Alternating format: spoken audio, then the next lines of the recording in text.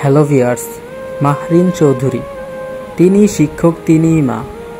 শিক্ষক শুধুমাত্র একজন পাঠদানকারী ব্যক্তি নয়, তিনি উত্তম আদর্শের দৃষ্টান্ত স্থাপনকারী। এমনই দৃষ্টান্ত স্থাপন করে গিয়েছেন মাইলস্টোন কলেজের শিক্ষিকা মাহরিন চৌধুরী।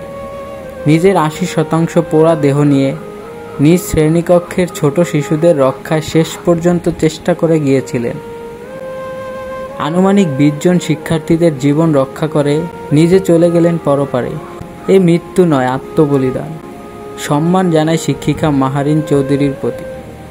তিনি একজন শিক্ষিকা, এক মা হিসেবে দায়িত্ব পালন করে গিয়েছেন নিজের শেষ মুহূর্ত পর্যন্ত। তার সাহসিকতা এবং নিঃস্বার্থ আত্মত্যাগ জাতিকে গভীরভাবে নাড়া দিয়েছে।